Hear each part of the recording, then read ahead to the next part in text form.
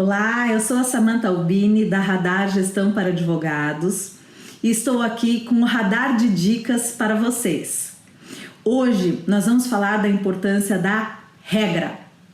Bom, estou falando aqui, a maioria das pessoas são do segmento jurídico e sabem do que eu falo. Quando nós temos mais de uma pessoa, nós temos aquele conceito de sociedade, de convivência social e, portanto, da necessidade de regramentos, convenções, para se estabelecer uma harmonia, enfim, para não haver nenhum tipo de problema. Nesse sentido, também é nas nossas advocacias, nos nossos escritórios, nos nossos departamentos jurídicos.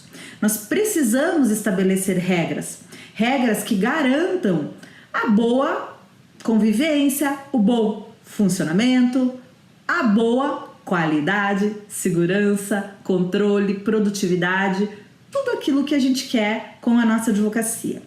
Então, não se sinta intimidado, intimidada em criar regras.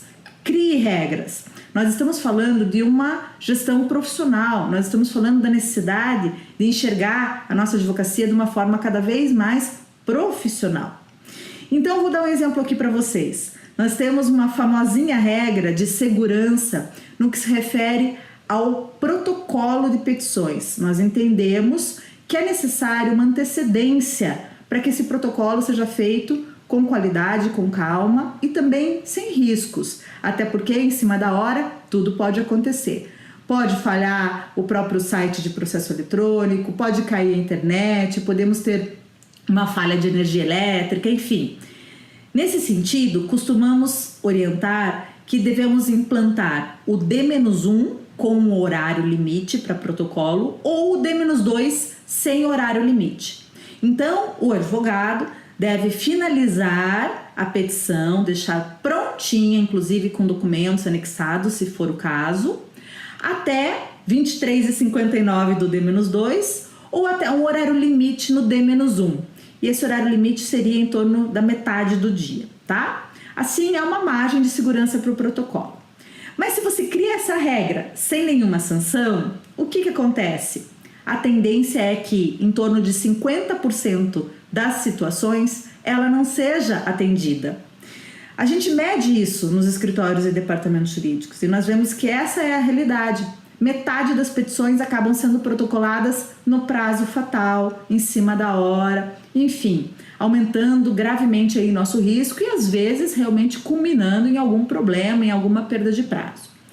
Então, estabeleça a regra do D-2 sem horário ou do D-1 com horário, mas estabeleça uma sanção, que pode ser a seguinte, por exemplo, a cada 3 vezes que o advogado descumprir esta regra, ele pode sofrer uma advertência, um aviso, mesmo que verbal ou por e-mail, independente do vínculo que ele tenha, tá?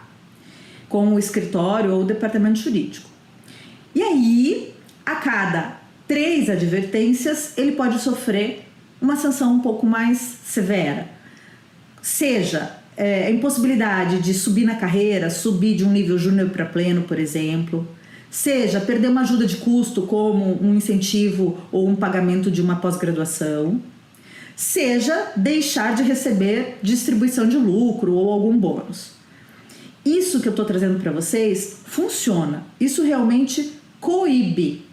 Vocês sabem, as pessoas têm, por exemplo, uma tendência de procrastinar, de não organizar sua agenda e usar várias desculpas, né, para realmente dizer que está deixando para em cima da hora. Então, essa regra funciona. Bom, nós temos 2 exceções no caso dessa regra, né, para essa questão do cumprimento ou não no D-1 ou no D-2. Essas 2 exceções, na verdade, significam apenas uma. Vou explicar.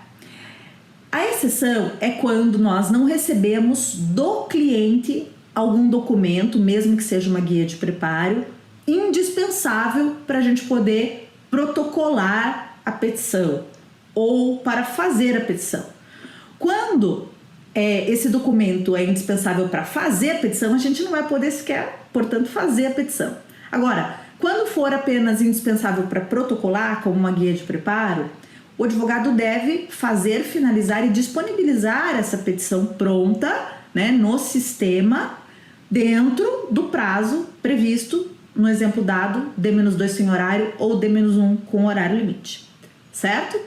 A segunda exceção é quando, por estratégia, nós vamos protocolar a petição em cima da hora mesmo, até para que a parte contrária, por exemplo, não tenha acesso ao seu conteúdo. Nesse sentido, também, a petição deve estar pronta, finalizada, disponibilizada no sistema com essa antecedência da regra. Ou seja, a ideia é que essa regra só possa ser descumprida caso o cliente não encaminhe o documento essencial para a elaboração da petição. Porque nos outros dois casos que eu mencionei, de qualquer maneira, mesmo não protocolando com antecedência, a peça há de estar pronta, finalizada e disponível no sistema. Gostou da dica?